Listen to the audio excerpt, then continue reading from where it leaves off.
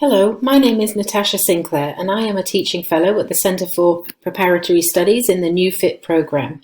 I've also been an IELTS examiner for 15 years. Today I'm going to talk to you about tips for the IELTS listening and speaking exams. Let's talk about tips for the IELTS speaking exam. The first step that you need to take when you're considering taking the IELTS exam is preparation.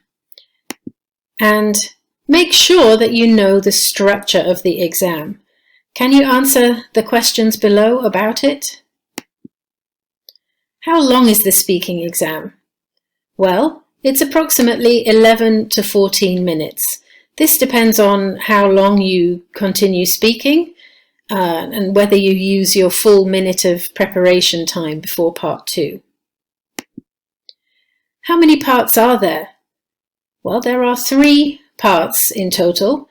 In part 1, you are asked general questions about yourself, about personal topics. This is to get you feeling more comfortable before you get into the more difficult parts of the exam. Part 2 is what we call the long turn, and this is where you are required to speak for 2 minutes on a subject that is given to you. Part 3 is where you extend your knowledge of the subject that you were talking about in part 2, and you are asked more complicated questions. What are the 4 criteria that you will be graded on? They are fluency, this is how well you speak, vocabulary, looking at the range of vocab that you use as well as the accuracy of your words, grammar, and again, we're looking at the range of the grammar structures you use, as well as the accuracy, and your pronunciation. And which of these 4 criteria is more important? Well, none of them. They are all given exactly equal weighting. In continuing in the first step, your preparation, you should try and build your vocabulary around commonly used IELTS topics. And there are many websites online where you can find lists of the most commonly used topics in IELTS speaking. So first, you look at your topics and you work on a word list for each of those topics. For example, you think of as many words as you can that are related to that topic, and you try and find a wide range of vocabulary related to that topic. Remember, we are looking at range and accuracy. And then you would think of ideas to talk about for each of those topics. If you were asked about this topic, what would you be able to talk about? So make notes. What questions could you be asked about that topic? And how would you answer those questions? This is all really good preparation to make you feel more comfortable when you walk into the exam. And the third part of preparation is practice, practice, and more practice.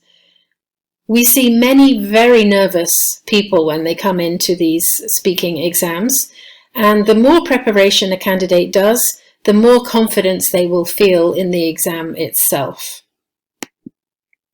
So, time yourself as you're speaking. This is particularly important for the long turn where you must speak for 2 minutes. This is part 2. If you time yourself, you can understand how long 2 minutes actually is. It doesn't feel too long when you just think about it now, but actually when you're in exam conditions and perhaps you're not so comfortable with the topic you're talking about, 2 minutes can feel like a very long time. So time yourself and get used to how long 2 minutes really is. You can use your phone to record yourself, and then you can play back and listen to what you have said. And the reason for this is to check for your mistakes.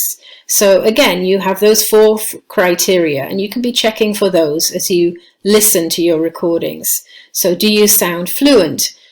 Are you using a good range of vocabulary and grammar?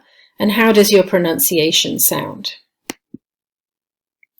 The second step is the exam day itself. And you should make yourself as comfortable as possible. You've already been preparing as much as you can, which will make you as confident as you can, but what can you do on exam day to help yourself? Well, first, most important, get a good night's sleep.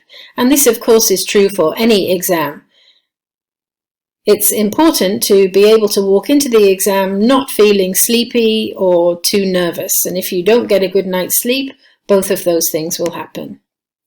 You should also try and eat a healthy breakfast. It's not a good idea to skip breakfast because you are feeling nervous, and it's also not a good idea to have a very heavy breakfast.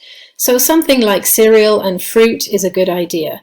I always recommend bananas because they're full of potassium. You should also wear something comfortable on the exam day. This is not a job interview, so you don't have to go wearing your best clothes. Wear something that is comfortable and you will feel better in the exam itself. And you won't be judged on whatever you're wearing. And you should also get to the exam centre in plenty of time. Make sure you know where it is and how to get there, and make sure you know how long it will take you to get there.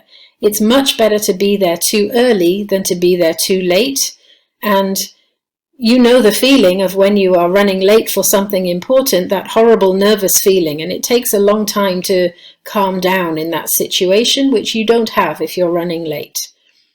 And of course, remember, if you are late for an IELTS exam, then you may well be disqualified from that session.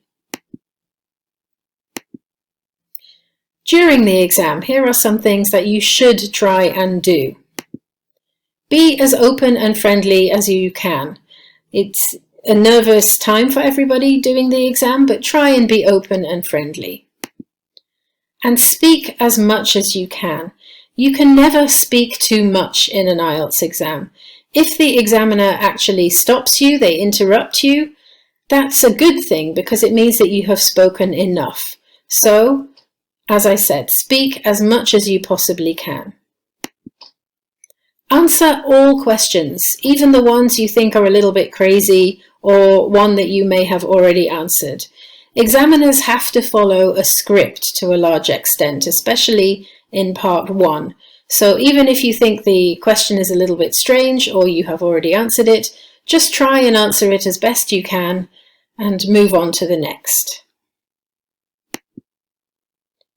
If you didn't understand a question or you didn't hear it, then please do ask your examiner to repeat the question. Depending on the part of the exam, they can't change the question or say it in a different way, but they can repeat it, which might help you. So don't feel uncomfortable. It's not a listening exam. So if you do need them to repeat the question, please do ask. You should also check your speed. When we're nervous, it's very easy to talk too quickly, and this will affect your fluency and also your pronunciation. So try to slow down and make sure that you're not racing ahead. On the other hand, of course, you shouldn't speak too slowly either, because that will make it sound very unnatural and a little bit robotic. So try and keep your speed at a neutral level. And if you have been listening to your previous recordings of practice, then you will understand what that should be. And you should also listen to the whole question that you are asked, not just one word of it. So questions do not always go in the direction that you will expect. So if you hear one word and you just answer from that one word, you could be answering the wrong question. So make sure you listen and process the whole question before you try and answer it. More do's that you should do during the exam. In part 2, it's a good idea to introduce your topic. You don't have to, and you won't lose marks if you don't, but it gives you a couple of seconds just to make yourself comfortable with the topic that you're speaking about before you actually get into it in seriousness. So introduce your topic and then move on to your ideas. Part 2, you really should speak for the full 2 minutes, if at all possible. We do say that you can speak for 1 to 2 minutes, but the examiner will do everything they can to get you to speak for the full 2 minutes. If you speak for longer than 2 minutes and they have to stop you, even if you're in the middle of a story, that doesn't matter. It means that you have spoken enough. Also in part 2, you are given prompts. You are given a paper with some questions on about your topic, and they are there to help you. You don't have to use them, but they will give you some good guidance on what you can talk about. They're also there if you lose track of your thoughts in the middle of your long turn and you can't think of anything else to say, then have a look at those prompts and use them to guide you. In part 2, if you're running out of things to say and you've still got plenty of time left, then you can lengthen your ideas by adding more detail. So for example, if you are asked to describe your favorite TV program and you have told me all that you can about that TV program, you can also go on to say, and my second favorite TV program, or and another of my favorite TV programs is, and you can extend your speaking in that way. In part 2, you are given paper and pencil to make notes, and you're given a minute in which to make those notes. Please do try and use that minute wisely and to use the paper and pencil. The minute gives you a time to gather your thoughts, and making notes makes it easier for you to just look down and check where you're going with whatever you're saying. Again, similar to the previous part, if you lose your track of thoughts, then having some notes in front of you can guide you back. And in part 3, you need to have opinions.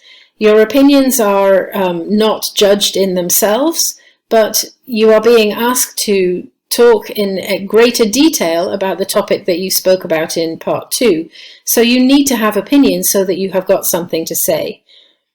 If you are not able to extend your ideas, then the examiner will have very little to assess you on. And some don'ts. Don't ask for a different topic because the examiner is not allowed to give you it. If you don't like the topic, that is unfortunate, but you have to stick with it. Don't try to memorize your answers in advance. If you do, you will sound very robotic and unnatural, and the examiner will notice it. And if it is suspected that this is what you are doing, it could be that you are asked to leave the exam. Try not to use Russian or Kazakh words where possible. However, if there is no suitable English translation, for example, if you're talking about a Kazakh food dish, then you can use the Russian or Kazakh word, but you need to explain what it is that you've said. Watch out for using lots of fillers. This is the ums and ers, as that will lose you marks in fluency. And never give just yes or no or one-word answers. You should always try to extend your answers as much as possible. And finally, I'd like to give you some recommended resources. You shouldn't have to pay for any IELTS materials because there is so much online, but these are my favourite websites. So the British Council and IELTS both have good websites with preparation materials and sample test questions. You can also go to IELTSLiz.com. She has a lot of really good, useful materials to use, and IELTSexam.net. You can also look on YouTube. IELTSLiz.com has some good YouTube links, and Fast Track IELTS. Now this lady is actually a Kazakh lady living in London, and she has some really good advice for IELTS. You can also, if you want to pay for materials, I would suggest that you use the Cambridge IELTS range. It's Cambridge that makes the exam, so their range is the best. And as you can see there, they have a few different types of books. Let's talk about listening. So the first step before you take any exam is a careful preparation. And for the IELTS listening, the first step would be to know what is the structure of the listening exam. This is important because you know what to expect when you get into the exam itself. And I have 4 questions. How long is the listening exam? How many parts are there? Are spelling and grammar important? And what score do I need to get band 6.5? So let's look at the answers. How long is the listening exam? Well, it's 40 minutes. This is 30 minutes for the audio and another 10 minutes to transfer your answers from your question paper onto the answer sheet. How many parts are there?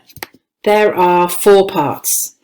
The first 2 parts are more general English and the second 2 parts are more academic style. Are spelling and grammar important? Well, yes they are.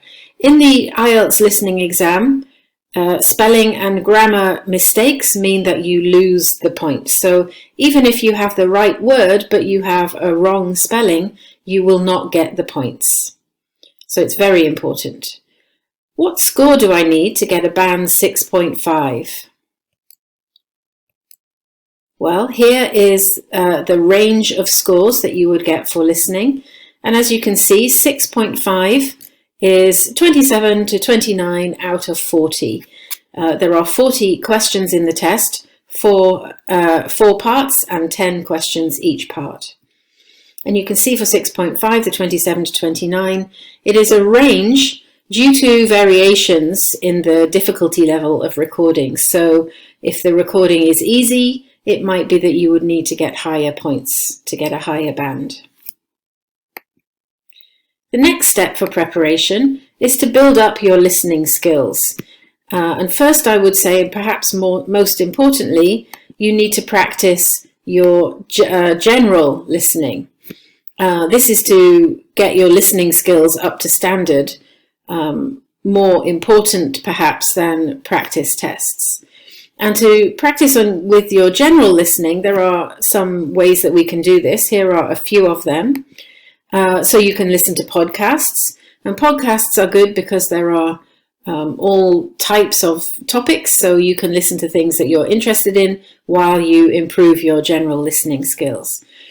TED Talks, again, these are very useful, especially for part 4 of the exam, because in part 4 it is an academic style lecture.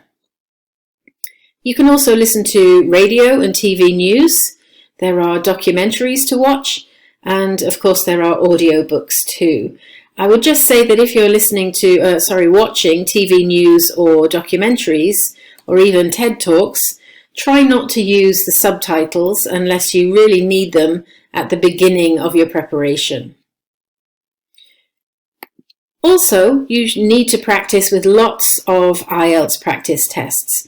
This is so that you can get used to the different types of questions and what kinds of answers are expected. The IELTS exam follows a similar format each time, so if you get to know all the different types of questions, then you will not have any nasty surprises. There are lots and lots of free online resources, so there is always something, lots of ways of practicing. Continuing with our preparation, you should get to know all of the question types.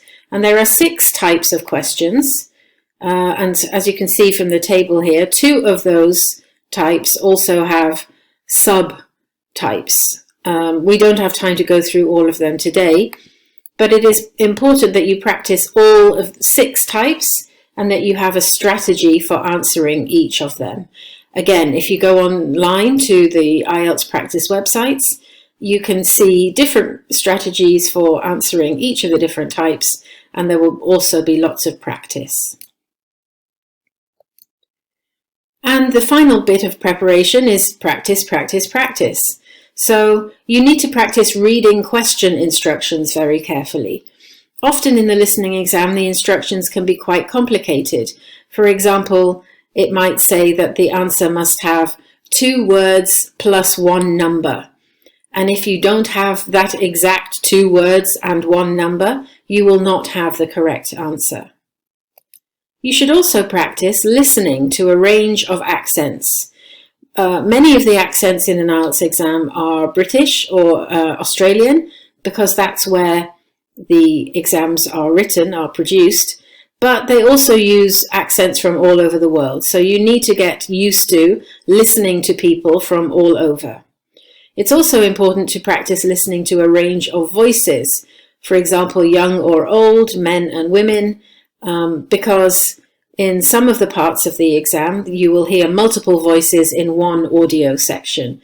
And if it is, for example, 2 male voices, it can sometimes be a little bit difficult to differentiate between the two. So practicing a list of range of accents and voices is a good idea. It's also important to practice multitasking, perhaps more in listening than any of the other parts of the exam, because you need to do reading and listening and writing all at once to be successful. Listening for synonyms and paraphrases is something else that you need to practice. Very often, nearly all of the time, the words in the questions will not be exactly the same as the words that you hear in the answers for the audio. So it's important to practice your synonyms and to understand that you are hearing a paraphrase and not the exact words from the question. Continuing with the practice theme, you should also practice completing the answer sheet. And here is an example of the answer sheet. It's very important to practice using these because if you, for example, put the one answer in the wrong box, then all of the answers coming after it will also be wrong. So it's really important that you make sure you understand how to fill in this sheet. If you go to the IELTS website on IELTS.org, you can download them, and also for the reading exam. So during the exam, here are some things that you need to remember. The recordings are played only once. This means that if you miss something, you don't get a chance to go back, so you just need to move on. No example before part 1. I've included this because up to earlier this year, there were examples before part 1, but they have been taken out now, so there is no example to wait for. Remember that the questions are in order. This means that the questions in order on the answer sheet is the way that the answers will come up in the audio. So you need to listen carefully, and it makes it a little bit easier that they all remain in order. When reading questions, it's a good idea to try and work out what kind of information, for example, names or places, or which word type the answer will be, for example, verbs and nouns. This will help you listen out for the information that you're waiting for. And you should listen only for the answers. It doesn't matter if you don't understand every word of the audio, and you don't need to try and catch everything. So all you should be doing is listening out for the answers that you're waiting for. Also, remember that the answers don't come at regular intervals, and this can cause panic with some candidates. They're expecting it to be regular, but it is not. Often they could be bunched together, so there may be 2 or 3 questions very close together, or there could be a long gap between one answer and the next. Don't panic if you hear a long gap and you think you've missed something. Just keep listening carefully and an answer will come along. You should remember to check the question order in any of the table or form or diagram questions carefully, because they are not always in the order that you would expect, left to right. So you need to check the numbers and the order in which they will come. And this is something that many candidates don't do. This is to check the top of the next page. If you don't check, it's very easy to miss the next question. By the time you've turned over the page, the information has gone and you've missed it. So make sure that when you're getting towards the bottom of the page, check to see if there is another question related to the same audio at the top of the next page. And very importantly, if you miss an answer, you just must forget it and keep going. There is nothing you can do. You cannot go back. And if you worry about it, you will miss the next few answers as well. So just let it go and keep on going. Remember that to get a 6.5 or even a 7, there are opportunities to miss some of the answers and you will still be okay. If you totally lose track of your place in the audio, it's a good idea, a good tip, to Listen for the other candidates in the room turning their page, and when they turn their page, you can do the same. This is a good chance for knowing which question is coming next, and hopefully you'll be able to re-find your place in the audio. Don't waste your time tidying up question paper notes. Generally, people will write their answers first on the question paper and then transfer them onto the answer paper. We won't ever look at your question paper notes, so it doesn't matter how tidy or beautiful they are, and you don't need to waste your time fixing them up at the end.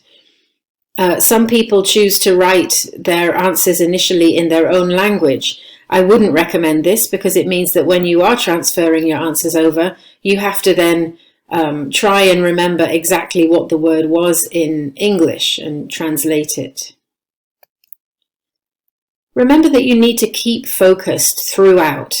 There is no time for you to lose focus or to zone out. This is a 30-minute intensive listening time. So when you are doing your preparation before the exam, it's important to practice extended periods of listening. You don't lose points for wrong answers. This is something to keep in mind. When you have missed an answer, then it's always worth guessing. You won't get an extra point if it's wrong, but you also won't lose a point if it's wrong. So it's worth a try. You never know, you could be right. And use your 10 minutes of transfer time wisely. You need to be very careful, making sure that you're putting the right answer in the right box. And also you need to use that time to check your spelling and grammar. Now let's talk about some common traps that students fall into when they're taking the listening exam. Same and similar words used in the audio and in the question that are not actually the answer. This can catch a lot of people out.